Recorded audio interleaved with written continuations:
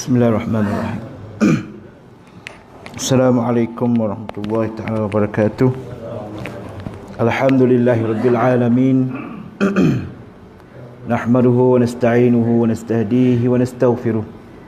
Wa na'udzu billahi min shururi anfusina wa min sayyiati a'malina. Man yahdihillahu fala mudhillalah wa man yudlilhu fala hadiyalah. Asyhadu an la ilaha illallah wahdahu la syarikalah wa asyhadu anna Muhammadan abduhu wa rasuluh. Allahumma salli wa sallim ala sayyidina wa habibina wa syafi'ina wa zukhrina wa maulana Muhammad. Qala rabbi shrah li sadri wa yassir li amri wahlul 'uqdatam min lisani yafqahu qawli, amma ba'd. Faqala musannif rahimahullahu ta'ala wa nafa'ana bi ulumihi fi darain amin. Baik, alhamdulillah, syukur kepada Allah Subhanahu wa taala kita dapat bertemu lagi pada malam ini dan sama-sama kita melihat catatan-catatan para ulama kita yang dahulu-dahulu kala yang sudah lama meninggalkan kita, kan, tapi kitab-kitab mereka, ilmu-ilmu mereka kita tetap suburkan supaya dia hidup dalam kehidupan kita sehari-harian. Baik, alhamdulillah juga bersyukur pada Allah Subhanahu taala. Semoga kita semua sihat daripada tak jauhlah daripada segala bencana penyakit yang merebak pada hari ini. Dah, semua dah pakat takut dah. Saya pun takut. Dah. Maka ada pula ayat takut tu ekor, takut kau virus macam-macam. Dah. Macam banget dah. Bila pun Tok Peti Pelih kata tak ada sembahyang Jumaat, macam-macam pula. Dah.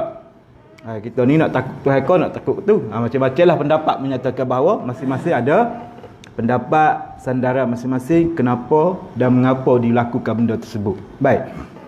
Dan kita pun tak dapat elok dak penyakit tu memang akan datang, dak akan kena. Minta jauh je lah. Minta jauh supaya tidak kena. Mari tu tak mari, dah dekat jauh mana Allah alam. Dah, kita minta jauh. Minta doa dengan Allah Subhanahu wa taala. Dah. Sedap penyakit ni yang apa? Kalau orang putih tu kata, ada beri isu kata apa? Penyakit pandemik.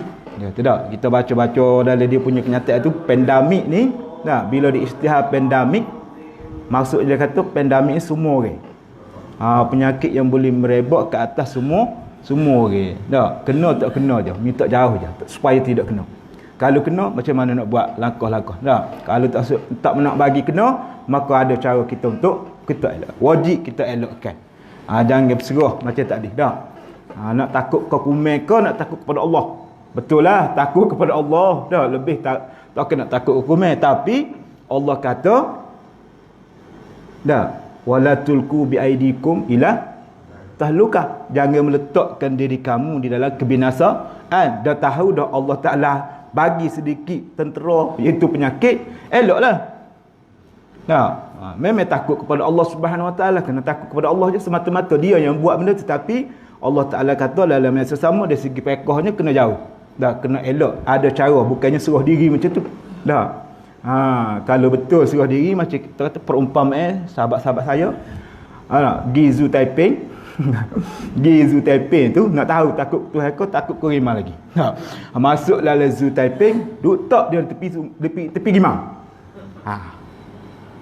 Takut korima kau, takut Tuhan.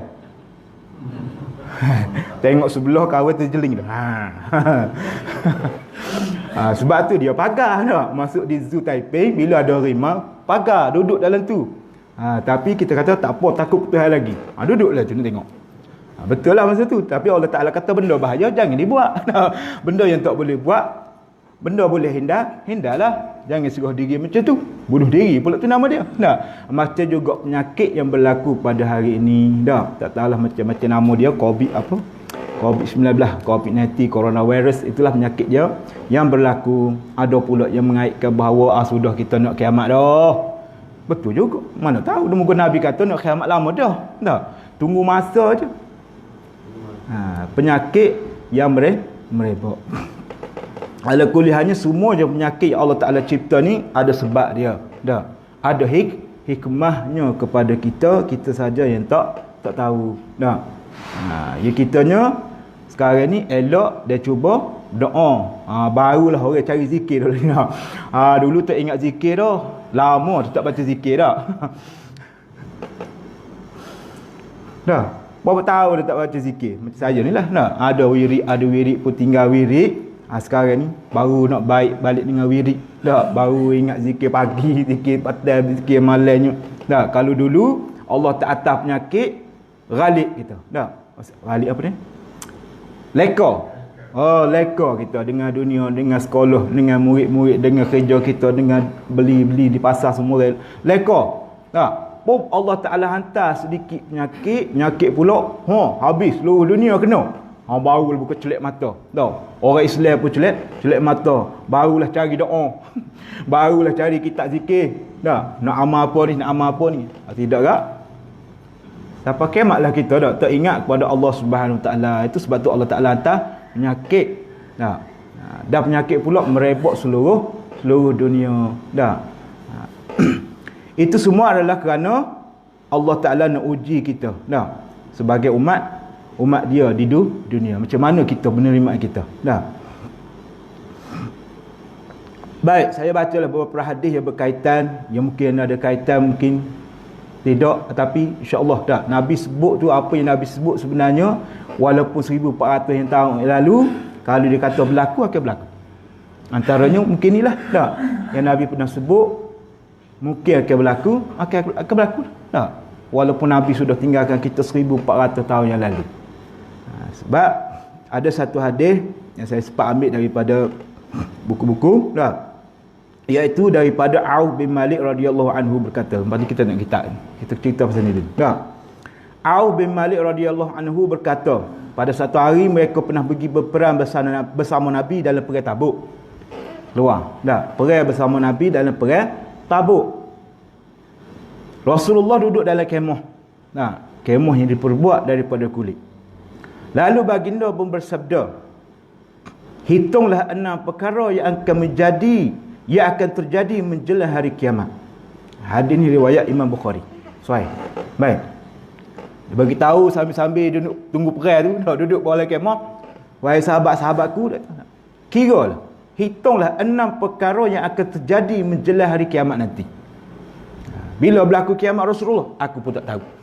Jangan tanya. Rasulullah pun tidak tahu, tapi Rasulullah hanya bagi tahu tanda-tandanya. Ia akan berlaku. Yang pertama, bilakah akan berlaku kiamat? Rasulullah kata yang pertama, kematianku. Maksudnya bila Nabi kata pertama, tanda pertama dunia nak kiamat, matinya Rasulullah sallallahu alaihi wasallam, wafatnya Nabi kita Muhammad sallallahu alaihi wasallam. Maksudnya dah akhir zaman dah. Tunggu masa je. Dah 1400 tahun dah. Lama benar dah. Dengan kematian Nabi Muhammad sallallahu alaihi wasallam. Kalau baca macam-macam lah kita dah. Ada kata tak sampai 1500, kita ni 1400 lagi dah. 41. Ada orang kata tak dah sampai 1500 kita ni. Wallahu alam. Tak ada tarikh. Kalau ada tarikh ni. Masalahnya kiamat tak ada tarikh, Allah Taala tak bagi. Baik. Matinya Rasulullah SAW, wafatnya Rasulullah SAW, itu sudah menunjukkan bahawa tanda kiamat akan tiba dah. Tunggu je. Baik. Yang kedua Nabi kata, pembebasan Baitul Maqdis. Dah bebas belum lagi, dah dekat-dekat dah. Duk main tolak balik dah.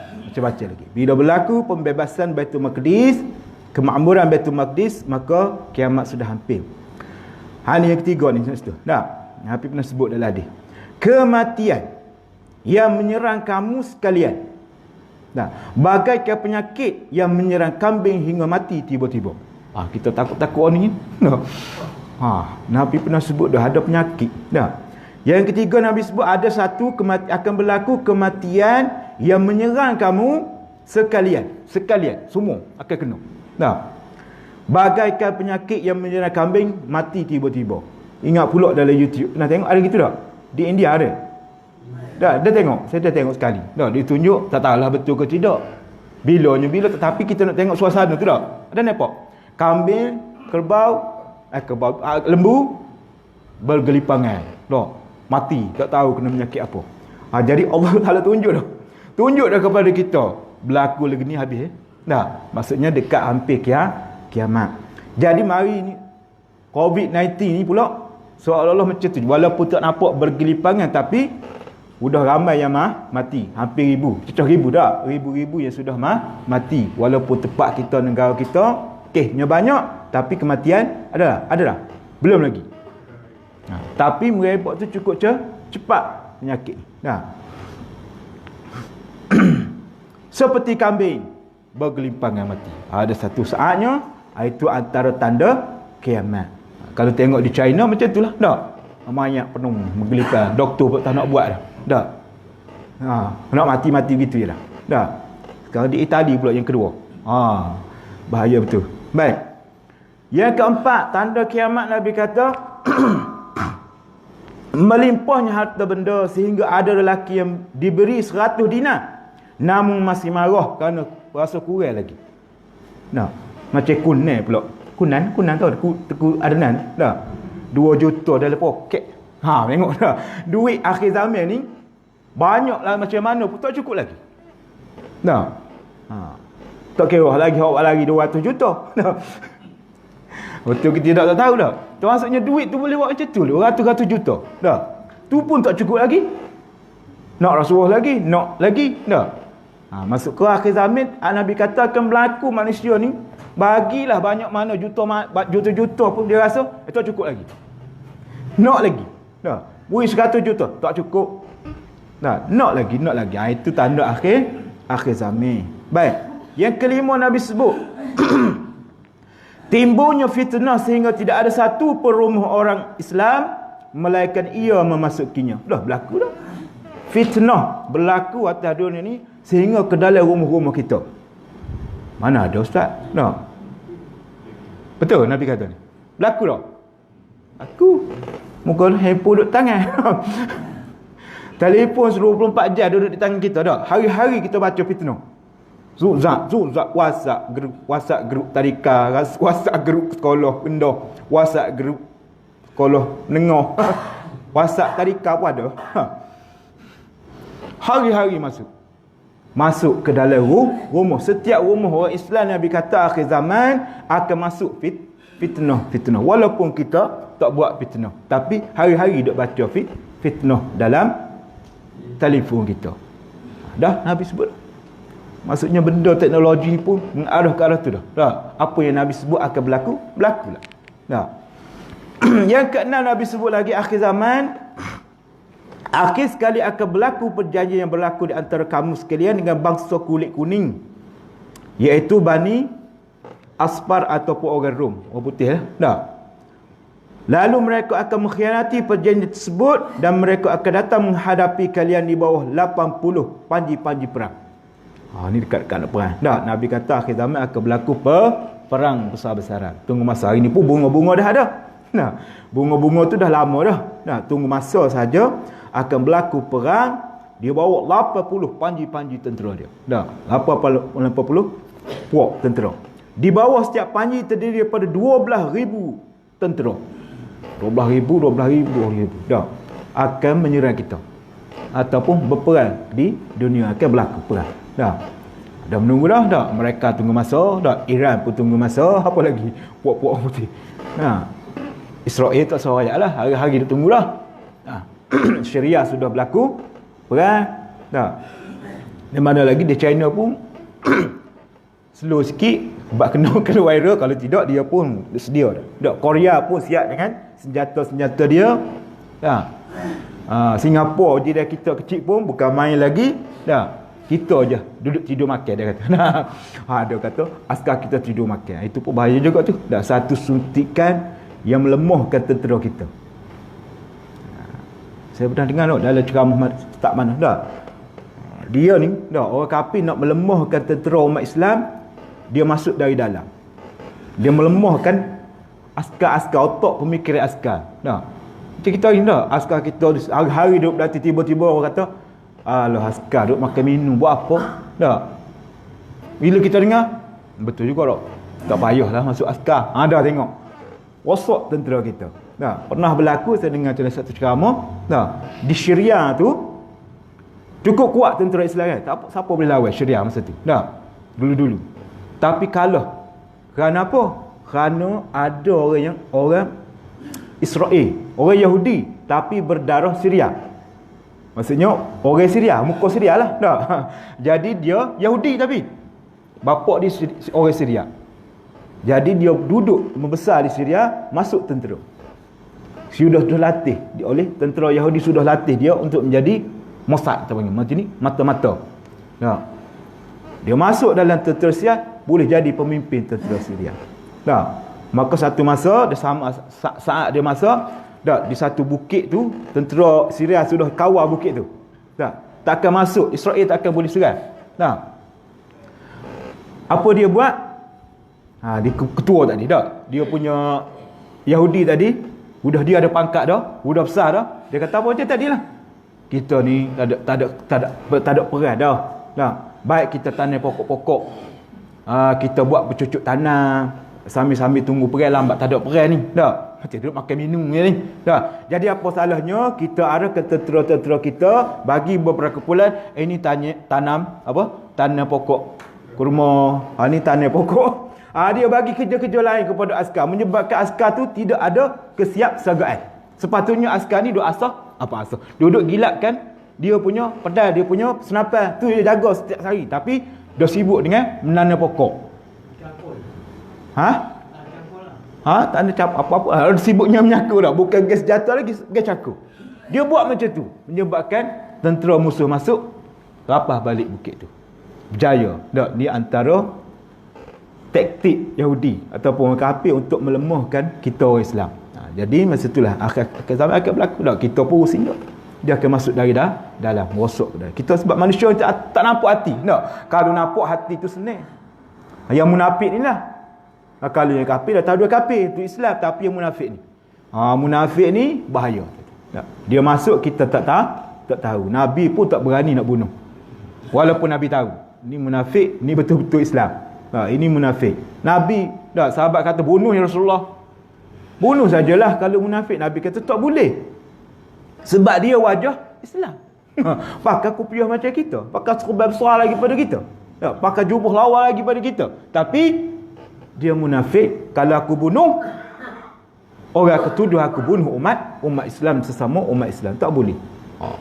Kena bertahan. Bahaya. Baik. Itu antara yang disebutkan oleh Nabi kita.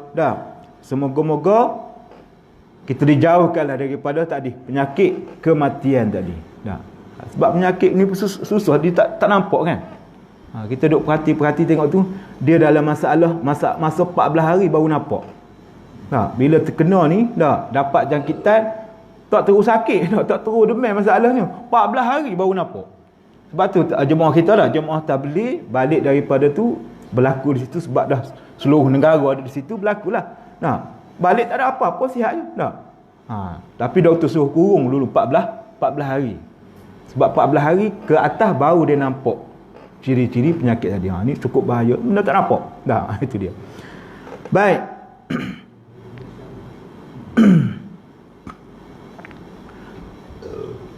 Maka itulah mungkin antara alamat ataupun mungkin akan berlaku, akan ciri-ciri ataupun tanda-tanda berlakunya kiamat. Dan tanda-tanda kiamat ni sudah berlaku dah. Kita ada tanda kecil, tanda besar, semua dah tahu. Antaranya Nabi sebut tanda-tanda kiamat kecil. Dan sekarang ni pula kita kena kurung dah. Teringat pula surah Al-Kahfi. Ingat balik dah, kita dah berapa kali, berapa lama-lama dulu kita dah sebut dah.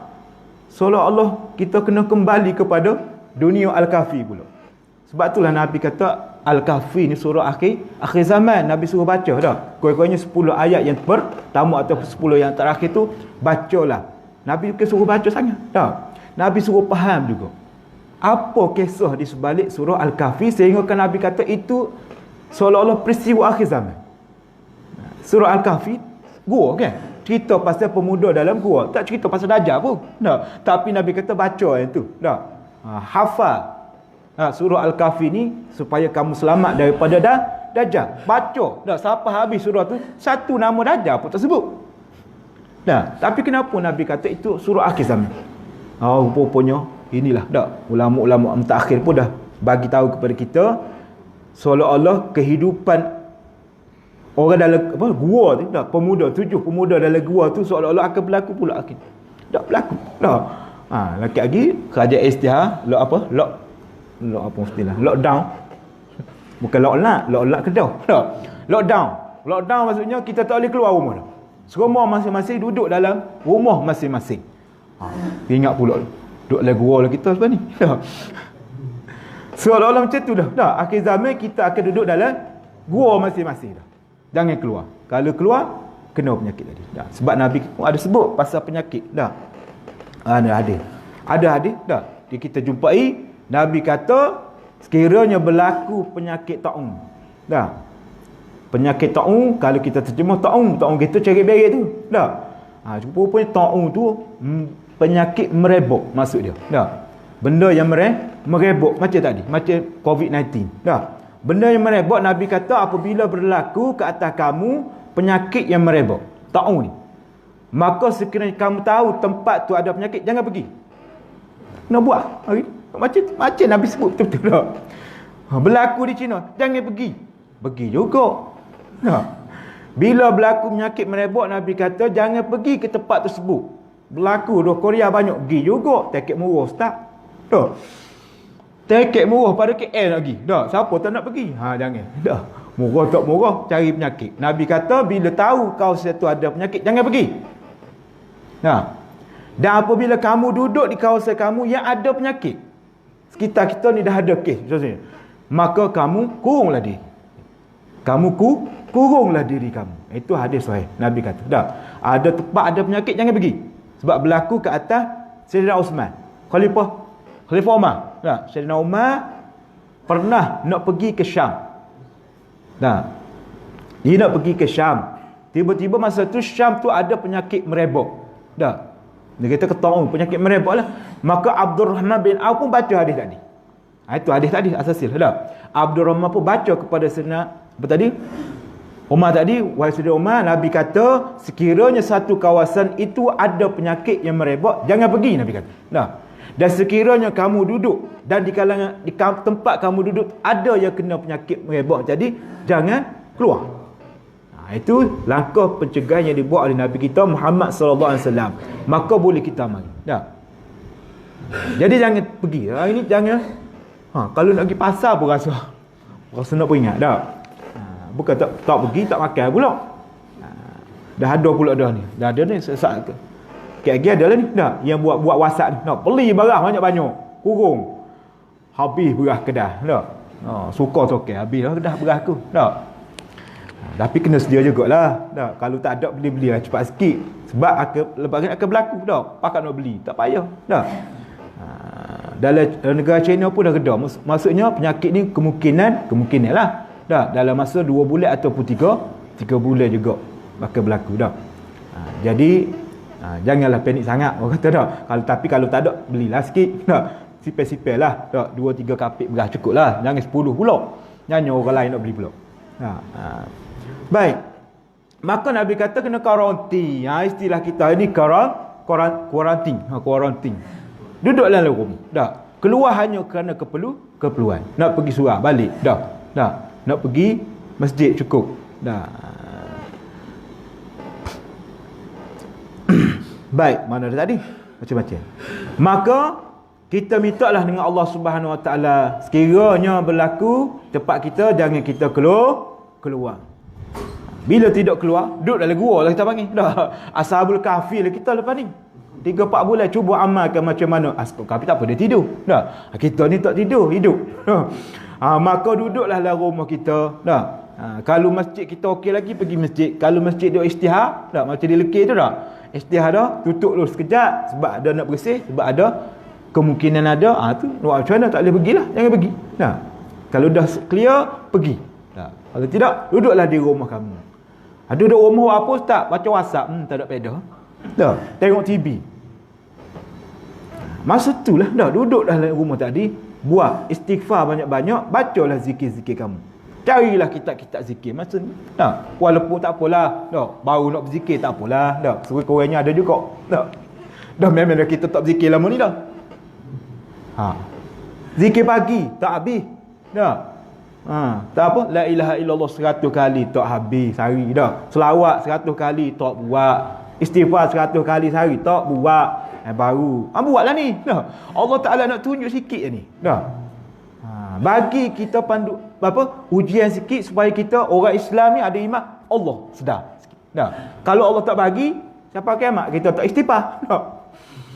Sampai bila pun tak ada wirid-wirid kita, kembalilah semula dah kepada wirid-wirid kita. Nabi sudah ajar banyak doa-doa. Antaranya yang kita nak sebut malam ni, yang tuan-tuan pun sudah dengar dalam TV dalam dah ulama-ulama pun dah sebut satu hadis mengenai zikir.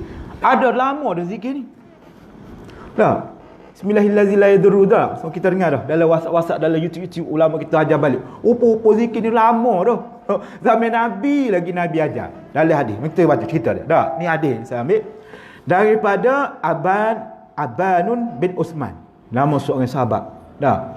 Nama dia Abanun bin Uthman. Dia ambil hadis ni daripada siapa? Daripada Uthman bin Affan. Dekat-dekat buat nama. Dah. Aban bin Uthman. Dia ambil daripada Uthman bin Affan. Saudara Uthman. Dah. Radhiyallahu anhu qala sami'tu Rasulullah sallallahu alaihi wasallam yaqul man qala. Nabi dah ajar dah. Kitab wirid zikir ulama-ulama kita penuh dah zikir ni, tapi seorang pun tak amal. Baik. Bismillahillazi la yadurru ma'asmihi syai'un fil ardi wala fis sama' wa huwa as-sami'ul alim. Thalatha marrat thumma tusbiha fuj'atan thumma tusibhu faj'atan bala'in hatta yusbih. Wa man qalaha hina yusbih thalatha marrat lam tusibhu faj'atan bala' hatta yamshi. Wa qala fa asaba Aban ibn Uthman al-Falij. Cerita faj'ala ar-rajulu allazi sami'a minhu al-hadith yanzuru ilayhi faqala lahu ma laka tanzur ilayya. Ini cerita ni lah. Fa wallahi ma kazabtu ala Uthman wala kazaba Uthman ala Nabi sallallahu alaihi wasallam walakin al-yawm allazi asabani fihi ma asabani. Apa tak nampak halus sangat ni. Dah. Ghadibtu fa nasitu an aqulaha. Cerita macam ni. Dah, Aban ni Uthman ni, Aban bin Uthman. Dia dengar daripada Sayyidina Uthman. Sayyidina Uthman dengar Nabi kita Muhammad sallallahu alaihi wasallam pernah sebut Bismillahirrahmanirrahim. Man qala, Nabi kata siapa-siapa yang baca, siapa yang sebut, dah. Bismillahirrahmanirrahim la yadurru ma'asmihi syai'un fil ardi wala fis sama' wa huwa as-sami'ul alim. Salasa marrat, 3 kali di waktu pagi. Nah. Pagi-pagi lepas subuh. Dah, lepas subuh baca 3 kali. Nah. Lam yusibhu faj'atan bala hatta yusbih. Dia baca waktu malam dah. Maka dia waktu lepas maghrib. Dah, dia baca 3 kali. Maka tidak akan kena kepada dia fuj'atan bala. Bala yang tak semena-mena datang. Dah, macam ni penyakit. Dah, tak semena-mena ada penyakit, maka dia tak akan kena hatta yusbih, sehinggalah waktu subuh. Selamat malam dia. Dah, daripada fuj'atan bala disebut. Dah. Bala yang tiba. Wabak yang tiba, penyakit yang tiba. Ya 14 hari banyak dah. Tersentuh dengan virus tadi 14 hari baru kena. Bayangkan dah. 14 hari baru tahu di kita ada penyakit. Susah tu. Maka barang siapa yang baca pula 3 kali lepas subuh, maka dia tidak akan kena bala ataupun fujatan bala tiba-tiba tadi sehinggalah waktu malam. Maksudnya 3 lepas subuh, 3 kali selepas maghrib lah. Malam tu maksudnya maghrib lah. Malam tu maghrib tu dah malam. Lepas maghrib baca 3 kali, lepas subuh baca 3 kali. Bismillahillazi la yadurru ma'asmi syai'un fil ardi wala fis sama' wa huwas samiul alim. Baca. Tak kenalah bala. Fujatan bala tadi. Masalahnya tak baca. Barulah InsyaAllah kita amal paling. Bangun pagi je baca. Nak tidur baca kalau tak ingat. Dua-dua ni. Nak baca lagi, bacalah wirid-wirid lain lagi. Banyaklah. Ini antara doanya. Nabi suruh kita baca supaya terhindar daripada fujatan bala. Bala yang tiba-tiba, penyakit yang tiba-tiba. Baik. Disambungkan cerita ni lagi. Hebatnya zikir tadi. Doa tadi. Faqala. Maka satu hari tiba-tiba Abban bin Usman tadi balik hafal lah, bacalah zikir tadi. Dia dengar. Tiba-tiba dia kena penyakit lupa. Kena bala sikit, lupa. Maka mari sahabat kawan-kawan dia pun tengok atas bawah. Kata tak kena bala. Amal zikir tadi Nabi kata tak kena bala. Jadi dia tengok lain macam. Jadi Abang, apa tengok lain macam ni? Maka dia kata, Sayyidina Osman tak akan menipu. Sayyidina Osman dia tak akan menipu, tak akan mendustai Nabi Muhammad SAW. Bahkan Nabi tidak akan menipu. Tapi itu kena juga penyakit tu. Maka jawabnya Abban, sesungguhnya aku balik, aku amal ayat ni. Aku baca doa ni tiap-tiap hari. Tiba-tiba hari tu aku lupa. Tengok. Allah Ta'ala nak tunjuk kepada Abban tadi. Tiba-tiba hari tu aku lupa zikir tadi menyebabkan aku diuji oleh Allah Ta'ala dengan penyakit lupa tadi. Sikit je silap. Terlupa sikit je. Okey, kita terlupa langsung. Sudah. Macam mana ni tu Abban terlupa sehari je. Maka aku terkena penyakit lupa tadi. Bismillahillazi la yadurru ma'asmi syai'un fil ardi wala fis sama' wa huwas samiul alim. Baca 3 kali pagi, 3 kali malam. Nak maghrib tadi. Baca. Masalah kita tak pernah baca. Dalam zikir-zikir banyaklah ni. Kitab-kitab zikir semua ada. Kalau kita baca Hizib Bahar pun ada. Hizib Nawawi, Imam Nawawi pun ada. Wirid-wirid dia tiap-tiap hari dia baca, ada surah ayat ni. Disuruh baca 3 kali. Dalam Hizib Nawawi memang 3 kali disuruh baca. Nak ingat dah bagi Hizib Nawawi panjang sangat pula dah. Pada ni lah. Hizib Nawawi tu bagus juga. Carilah. Boleh. Saya pun ada nanti nak testek lah. Yang diajar oleh Syekh Nuruddin supaya kita amalkan. Hizib Nawawi tu bagus. Dia minta kita baca wirid tadi, zikir-zikir tadi, minta lindung kiri, kanan, atas, bawah daripada segala bencana bahaya. Bagus, cari wirid tu. Panjang sangat. Ni pada dah. Amal ni dulu. Sikit je tu. Bismillahillazi la yadurru ma'asmi syai'un fil ardi wala fis sama' wa huwas samiul alim. Nak tambah lagi, tambah bismillah. 5. Bismillahirrahmanirrahim. Bismillahirrahmanirrahim. Bismillahirrahmanirrahim. Bismillahirrahmanirrahim. Bismillahirrahmanirrahim. La yadurru ma'asmi syai'un fil ardi wala fis sama' wa huwas samiul alim. Baca. Kembalilah zikir.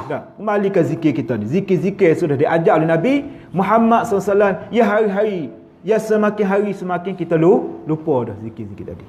Maka Allah Ta'ala bagi zikir. Sikit je baru tu. Apa kata lagi kalau penyakit macam Nabi sebut betul tadi bergelimpangan mati kena penyakit. Itu ya Allah. Kerumlah kita. Ini pun dah nampak bergelimpangan tapi bukan tempat kita. Jadi kita minta berlindung dengan Allah Subhanahu Wa Taala. Lagi ulama kita sarankan juga dah lama dah. Surah Al-Falaq tak baca. Ini masalah kita dah. Saya pun dah kadang terlupa. Nak tidur Nabi kata baca surah Al-Falaq, An-Nas, Al-Ikhlas, 3 kur 4 kur baca. Sebelum tidur bangun tidur nak keluar rumah Nabi ajar qul huwallahu 3 kali baca. Tak ada ustaz. Tak ada. Tak sempat masa.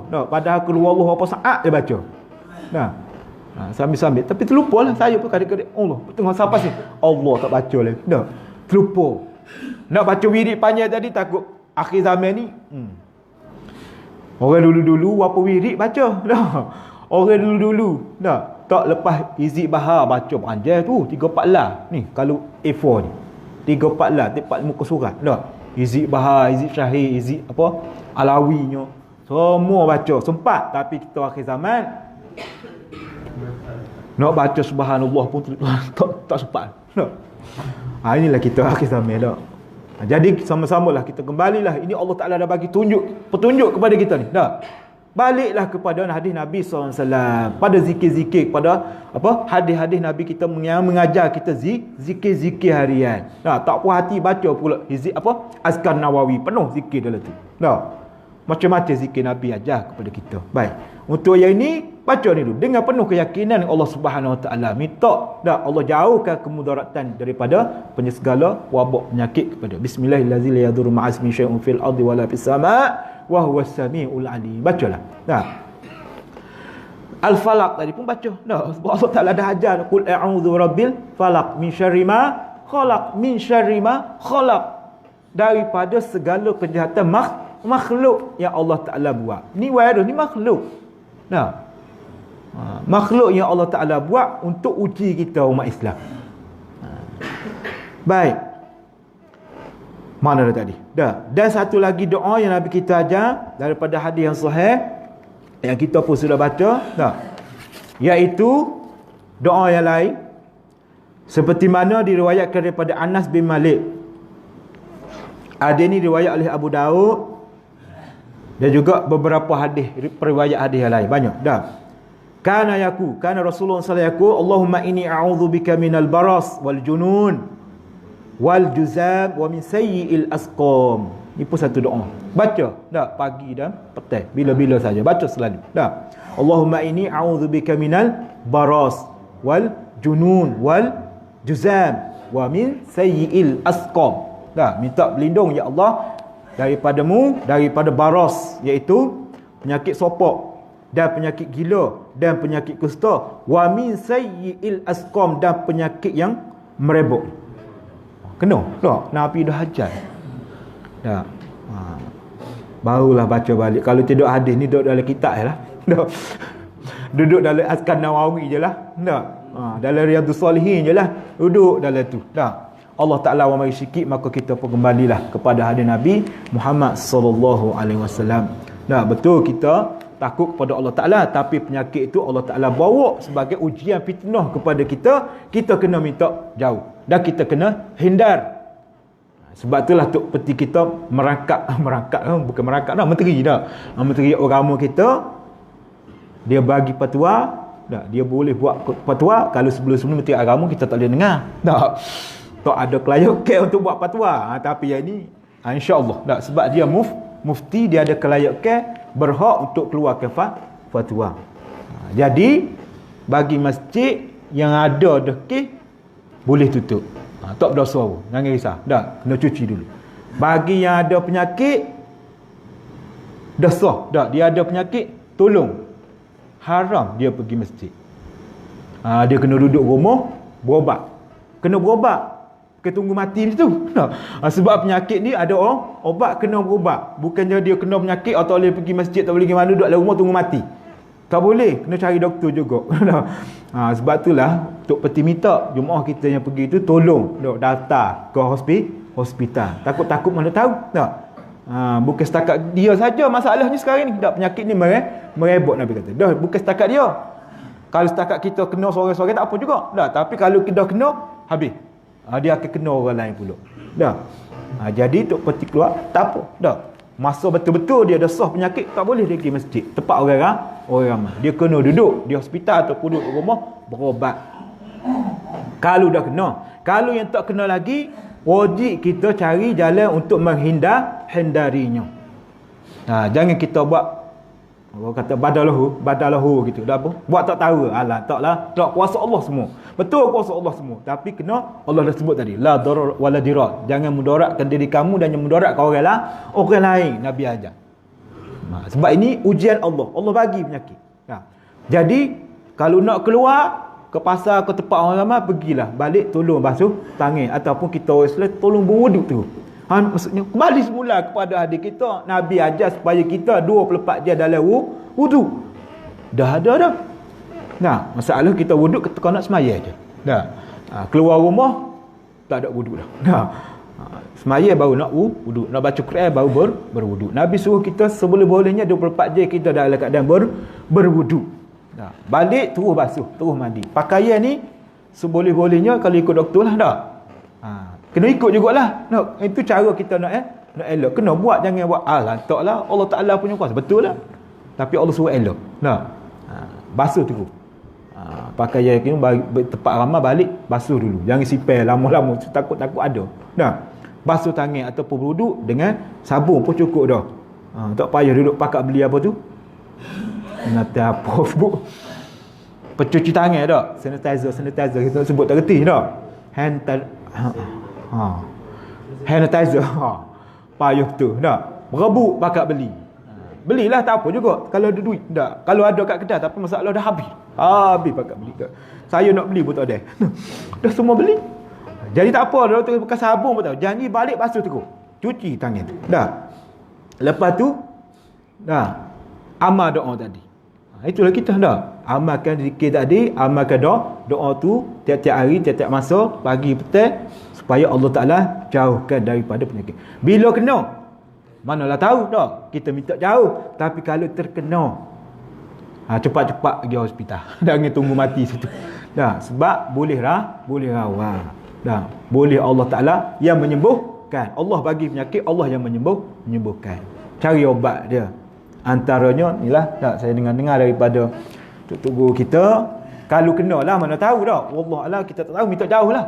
Kalau dah. Amalkan banyak minum air garam yang suam ataupun yang panas meletup lidah. Jangan minum air klorok pula. Sebab dah kalau luar dia sembuh tu lah. Dia sembuh apa? Sembuh dengan dia pakai apa? Tahu dah. Antiseptik ke apa dah. Kita jangan pula minum klorok dah. Mati dengan kita.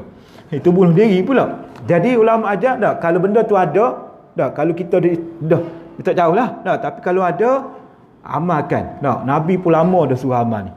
Garam. Darah tinggi pula ustaz. Dah. Kalau saya pernah dengar dulu ceramah seorang tok guru orang Perak. Dah. Dan kita ni masih hidup lagi. Dah. Doktor bukan Mujahid dah. Doktor Jahid. Dia ni bekas pensyarah UKM. Dah, pensyarah UKM, doktor tuan guru Doktor Haji Jahid.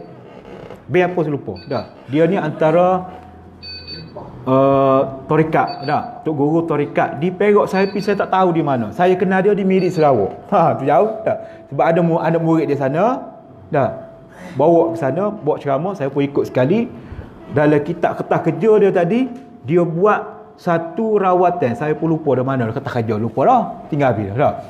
Kertas kerja rawatan Nabi, iaitu menggunakan garam semua. Dah. Nak halau syaitan, jin, garam. Nak buat penyakit dalam perut, garam. Darah tinggi kecil manis, garam. Sudah. Kita balik pula. Jangan makan garam banyak. Dah. Yang kita makan banyak tu sebab dia bercampur dengan makanan. Dah. Menyebabkan darah tinggi. Tapi Dr. Yusuf, Dr. Mujahid, dekat-dekat lah. Doktor Tuan Guru Haji Jahid. Tuan Guru Haji Jahid ni, dia suruh kita sebelum tidur, dah bangun tidur, makan sedikit garam. Kalau garam buku dah, ambil sedikit kemam. Sebelum tidur. Dah. Dia amal daripada muda sampai tua dia. Itu amalan dia. Sebab Nabi pernah ajar dalam hadis yang banyak mengenai garam. Carilah. Dah. Nabi suruh, dah. Jangan lupa, dah. Sebelum tidur, cuit sedikit garam. Nabi ajar dah. Kita je tak buat dah sebab takut darah tinggi. Padahalnya itu ubat. Dah. Ubat kita. Dah. Kalau ada rumah-rumah rasa tak sedap hati, dah. Budak-budak kita selalu nangis, ada gangguan. Ambil garam tu letak atas kepala. Letak je situ. Syaitan takut kepada garam pun. Dah. Dah cukup makan. Dah. Cukup kita mati. Dah. Dia pernah ajar, saya pernah amal. Dah. Ambil cukup minum, cukup makan tu lah. Berserta dengan garam sedikit, baca ruqyah, letaklah di penjuru-penjuru rumah kita yang rasa tak sedap. Nah, kita rasa lain macam. Dah, insya-Allah syaitan takut dengan garam dengan cukur. Jadi, boleh kita amalkan ni. Dah. Dia boleh membunuh kuman-kuman di keloka. Sebab rupa-rupanya dia duduk sini je. Dah, kita duduk baca-baca waktu pagi tu dah. Penyakit corona ni, covid ni dah. Dia duduk sini dengan paru-paru. Dia tak turun perut. Sebab tu dah dia suruh minum air dah. Bila rasa tak sedap minum air sebab tolak kuman tadi, virus tadi masuk dalam perut, hadap mati. Tapi kalau dia tak masuk, dia duduk di kerongkong, dia merebok. Dia beranuk pinuk situ, dia buat sarai pula dalam paru-paru, mati. Jadi air garam lah. Pak nak minum air klorok tak boleh. Nak minum antiseptik tak boleh, mati. Jadi air garam, kita ambil air garam ni bunga air panas. Janganlah panas sangat, tak boleh minum panas-panas sikit lah, suan-suan. Jangan sejuk. Minum. Komong, minum. Dia boleh membersihkan kerongkong kita tadi. InsyaAllah. Kalau kena lah, mitok jauh. Kalau sesemua-semua pun boleh. Buat macam tu. Itu antara yang dia ajar oleh tok guru kita. Sudah. Tak masuk kitab apa sikit lagi. Baik, itu antara dua doa dah malam ni dah. Dan juga surah Al-Falaq tu kita amal lah hari ni sampai bila-bila. Walaupun tak ada penyakit pun. Lepas pada ni tengok pula dah. Ni kita ada penyakit baru ingat Tuhan. Tak ada penyakit tak ingat dah. Lupa. Lala leka dengan dunia kita. Sebab itulah ulama-ulama tu bila kena penyakit dia tak sebut innalillah, alhamdulillah. Nak tengok Nabi apa, Nabi Daud biarlah penyakit duduk situ, aku tak sibuk ubat. Sebab kalau tak ada penyakit, lupa akan Allah Subhanahu Wa Taala. Bila ada sakit, baru ingat Allah. Baru terpacar daripada mulut kita Muhammad Rasulullah, ya Allah, ya Karim, ya macam-macam lah keluar. Itulah kita manusia selalu lupa. Semoga saya pun ingatkan diri saya dan tuan-tuan pun ingat masing-masing dah. Tak kira lah lepas pada ni kita amal lah doa tu sampailah bila ada penyakit, kita ada penyakit, Nabi sudah ajar supaya kita minta jauh daripada penyakit tersebut. Baik. Apa lagi? Habis. Dan doa-doa lain kita kekalkanlah. Macam tadi jangan lupa dah. Tahlil kita 100 kali sehari, istighfar kita, selawat kita kepada Nabi itu dah jadi macam sebati dengan kita dah. Jangan lupa benda-benda tadi. Ditambah pula dengan doa-doa ni. Nak panjang lagi, carilah tok guru, ambil doa-doa ataupun wirid-wirid daripada para alim ulama kita dulu. Dari wali-wali Allah dulu. Mereka bukan mana-mana buat. Ada dia buat tu semuanya dalam bentuk doa-doa. Kalau tak yakin lagi, baru carilah maksurah.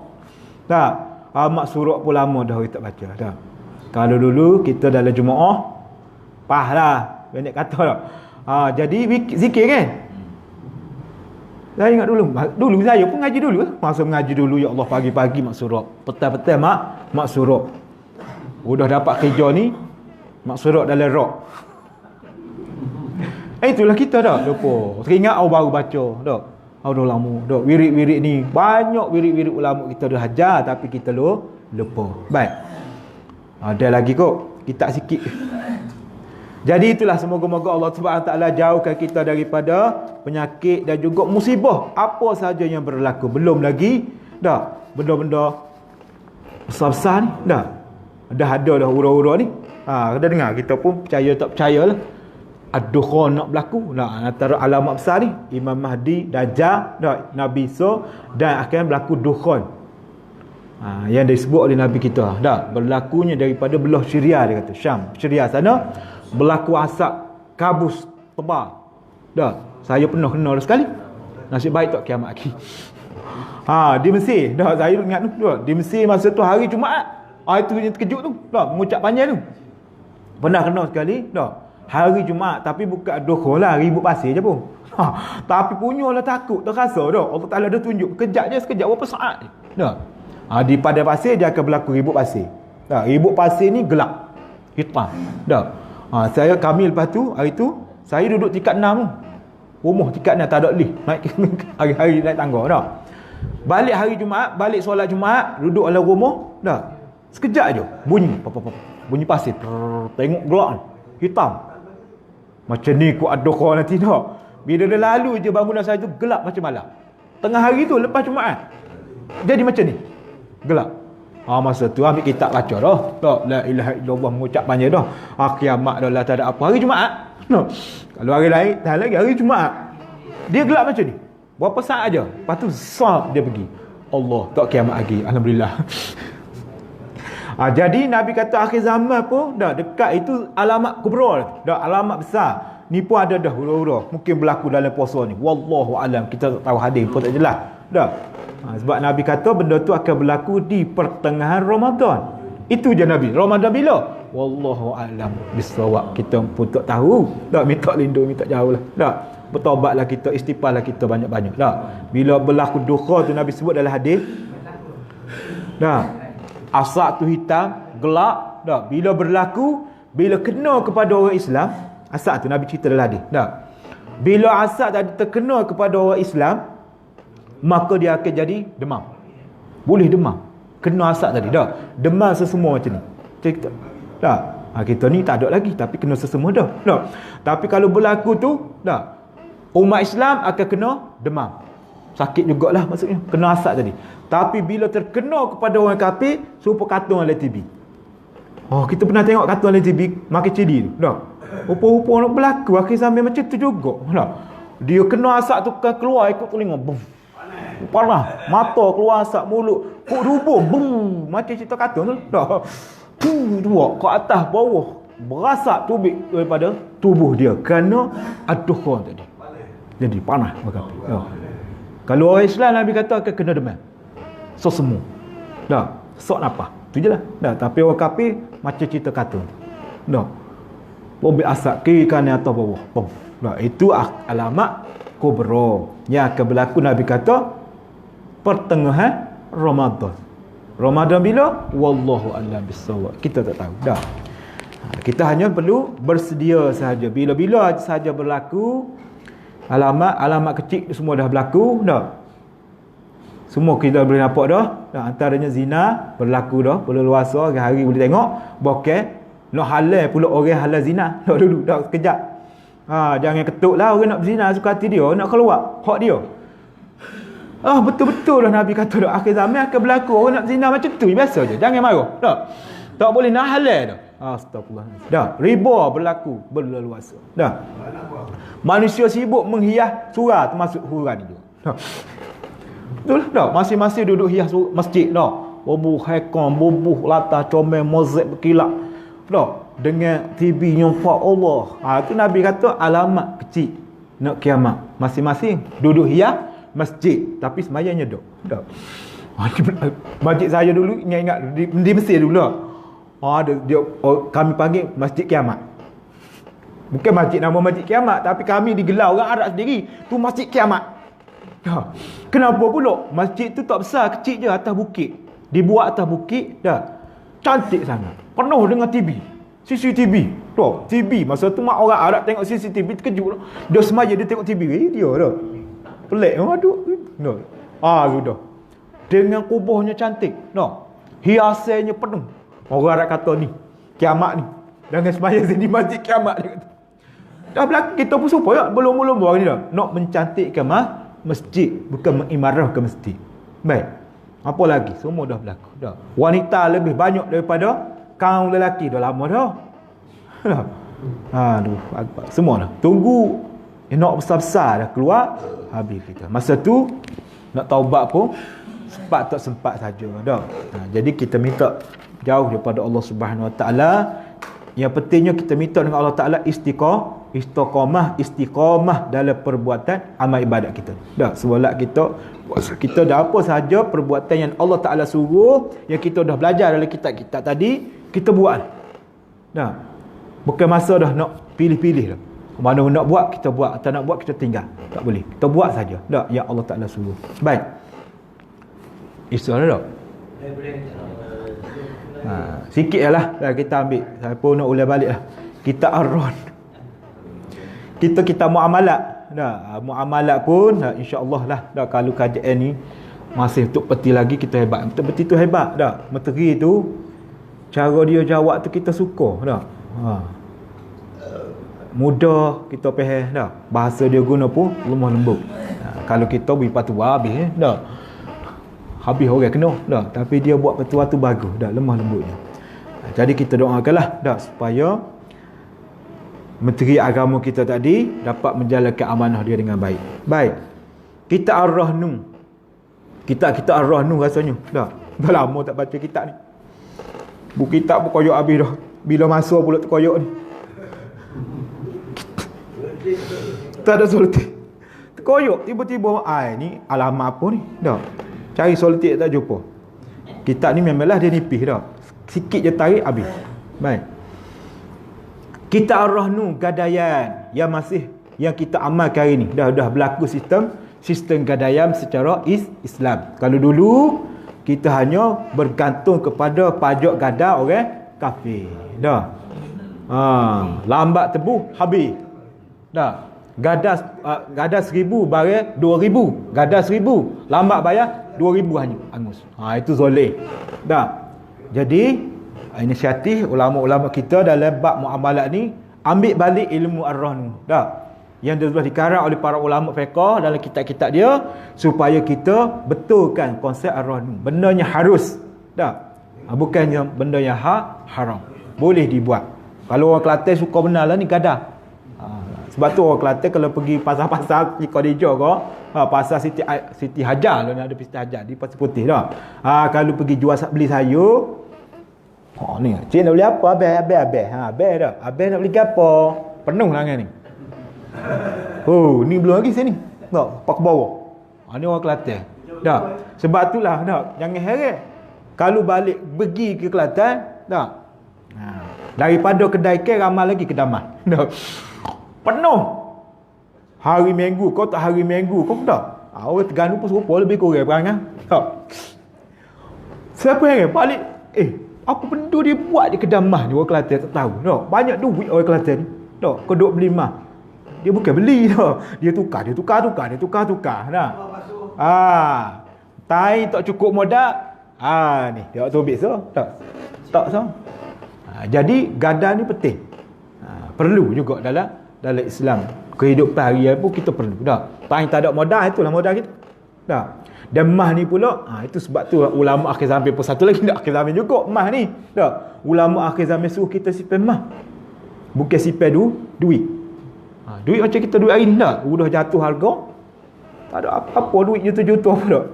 Macam tak ada harga macam dia apa? Indonesia tu dah. Dah. Air ni berapa rupiah? 1,000.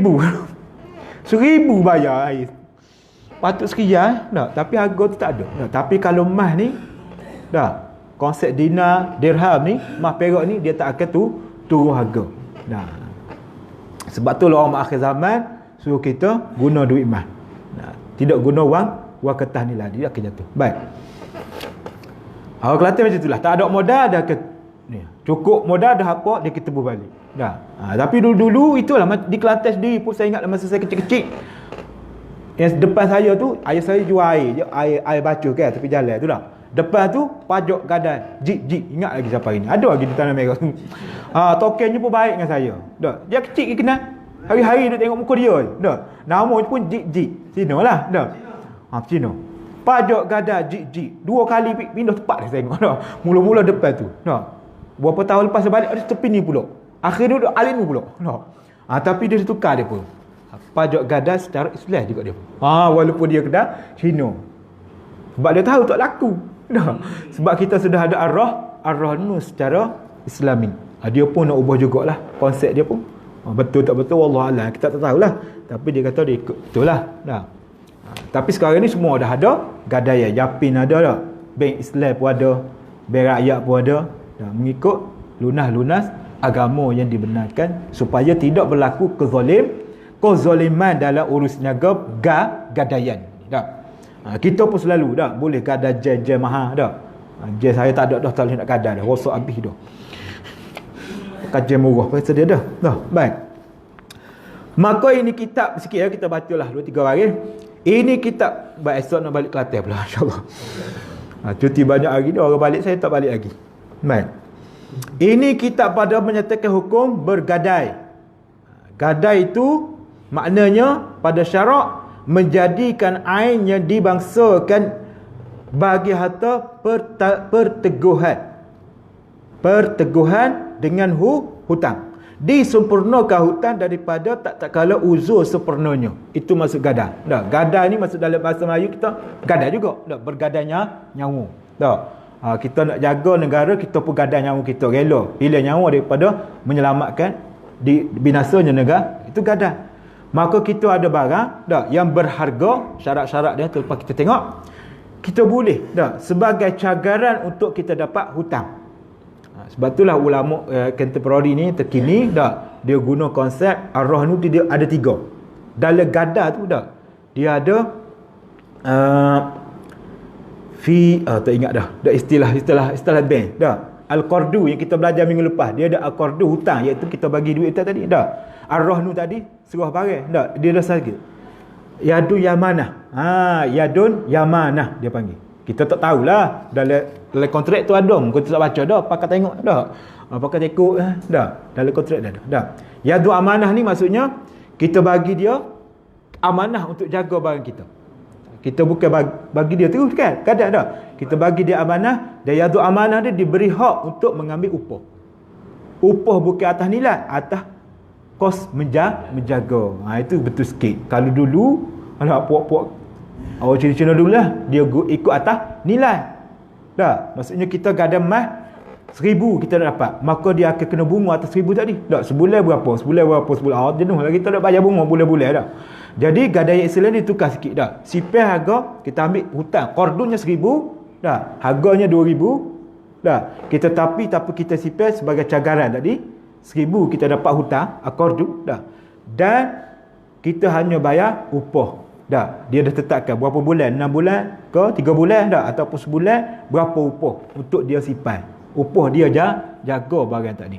Bukannya keuntungan daripada 1000 tadi. Itu salah konsep dah.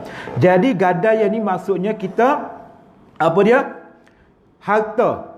Kita bagi harta kita untuk perteguhan, cagaran. Teguhan tu cagaran dah. Sebagai cagaran dengan hutang untuk dapatkan hutang sejumlah hutang. Disempurnakan hutang tadi daripada tak takala uzur sempurnanya. Maka kita bayarlah bila kita ada duit. Tapi kalau kita tak cukup duit, dah pergi gadai 1000 tak cukup, tak boleh nak bayar 1000 tadi. Dah, tapi barang tadi harga 2000 sepatutnya. Dah. Maka dia kalau uzur kita tak boleh nak bayar hutang tadi, maka barang tadi boleh ditukar sebagai penjelasan bayaran hutang kita. Maka pergi tempat dia balik, dah. Tak boleh nak bayar. Dah, tak apalah, dia kata dia jual barang itu. Dah. Dia boleh, ataupun dia beli barang itu dengan harga 2000, 1000 dia ambil sebagai bayar hutang, 1000 kena bagi balik ke tuan dia. Itu maksudnya. Dah. Tapi yang berlaku dulu-dulu, dah, bila kita pergi gadai 1000, barang harga 2000, gadai dapat 1000. Bila tak dapat bayar 2000 habis. Itu zalim. Dah. Jadi dalam gadai Islam, kalau harga 2000, kalau kita tak mampu bayar, dia boleh jual. Dah. Dia boleh jual balik barang tadi harga 2000 lah dapat. Tapi 1000 potong, hutang 1000 lagi. Nah, ambil. Ini tuan punya. Itu dia. Dah. Maksudnya dia letak barang tadi sebagai cagaran. Sama ada emas, sama ada perak, ataupun benda-benda yang berharga. Jangan letak apa nasi pula. Nasi tak boleh, cagar nasi dah. Benda-benda yang musnah, mudah rosak tak boleh. Dah, gadah kereta boleh. Gadah apa lagi? Motor. Tak ada duit ni. Dah. Musim-musim COVID-19 ni nak beli beras banyak, dah tak ada duit pergi gadah motor. Dah. Boleh lah. Gadah benda berharga dah, boleh duit. Dah. Cagar apa lagi? Kita biasa buat cagar apa? Rumah. Dah. Tanah. Tanah.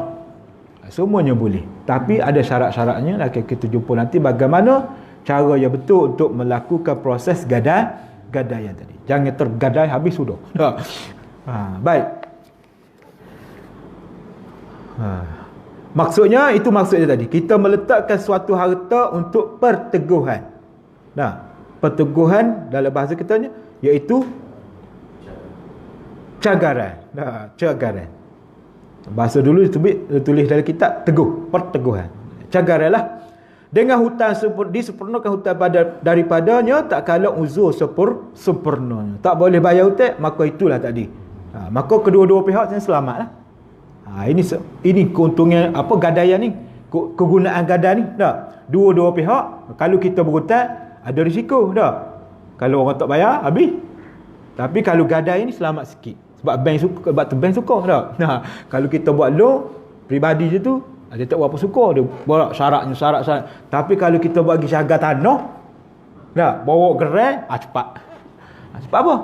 Dia selamat dah. Kita pun yang menggadai pun selamat, yang memberi gadai pun selamat. Kalau tak boleh bayar, tanah tak ada. Nah, tapi tadilah ikut harga semasa. Baik. Maka dijual akan gadaian tak kala jadi tunai, supaya disempurnakan hutang daripada harganya. Masa tadi dah, sekiranya uzur tadi, maka harta tadi bolehlah dijual. Dah dijual dan dibayar hutang, dan harganya kalau ada lebih bagi balik kepada pemberi gadai. Kalau Tanah Merah ataupun di Kelantan, dah kalau tepi pajak gadai tu boleh tengok. Ada kursi satu, ada orang duduk beg besar. Saya duduk kecil-kecil duduk tengok demo ni. Dah. Kalau di Kelantan tak kisah, sini tak tahulah dah. Kalau kita gadai rasa-rasa tak boleh nak tebu, tak payah. Dia ada dah tepi tu. Dah. Pagi sampai gelap dia duduk je kerja dia. Dah. Dah. Dia duduk tengah hari makan, lepas tu duduk je situ. Saya pun kecil-kecil mikir apa benda makcik ni buat. Orang puan lah biasanya dah. Beg besar. Jangan dah beg dia besar. Tapi dia duduk atas kursi situ je. Dah. Rupa-rupa dia jom beli tebu. Dah. Nak apa? Beli ketah pajak gadai tu. Ni kerja demo ni. Dah. Dia duduk situ je. Menangguk kita panggil dah. Duduk je dia. Dah. Bila kita tak boleh nak gadai, tak boleh nak tebu, pergi jumpa demo ni. Dah. Bagi surat ke dia pergi bayar. Lepas tu jual balik kepada dia tolak duit. Dapat duit kepada kita. Lebih-lebih dia dapat balik. Tapi barang mah dia dapat. Tu ada juga di Kelantan, memang banyaklah macam tu dah. Mesti ada. Ada pajak gadai, ada orang duduk tepi tu. Untuk kita kemudahan. Itu orang berniaga tu dah, dia dapat untung pula di situ. Jual emas perak ni untung dah. Sebab tu orang Kelantan, orang Perak cara dah. Orang Kedah Terengganu orang Kelantan ni Allah banyak token emas. Dah. Sampai sini pun token emas Kelantan lagi. Bezu dah. Zu Kelantan juga. Di Miri pun orang Terengganu buka kedai emas, ya Allah. Tak tahulah orang Kelantan, orang Terengganu ni suka emas sangat. Dah. Baik. Padalah dulu. Maksud je lah hari ni. Sebab banyak cerita lain tak ada dah. Luka 9 dah. InsyaAllah kita sambung kemudian.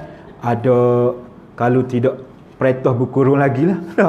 Agak-agaknya tidak lah. Kalau ada perintah berkurung tu, wallahualam, kita pun tak tahulah macam mana keadaannya. Kita doa saja dengan Allah Subhanahu Wa Taala, semoga kita semua dijauhkan daripada segala penyakit yang berbahaya, dan insya-Allah kita dapat mengamalkan amal ibadat kita seperti biasa insya-Allah. Wallahu a'lam bissawab. A'udzu billahi minasyaitonir rajim. Bismillahirrahmanirrahim. Allahumma shalli ala sayyidina Muhammad wa ala ali sayyidina Muhammad. Allahumma faqqihna fid din wa 'allimna at-ta'wil. Allahumma hdinas siratal mustaqim, siratal ladzina an'amta 'alaihim minan nabiyyin was-siddiqin wasyuhada'i was-shalihin wa hasuna ulaika rafiqa. Bi rahmatika ya arhamar rahimin. Walhamdulillahirabbil alamin. Qabalallahu minna wa minkum.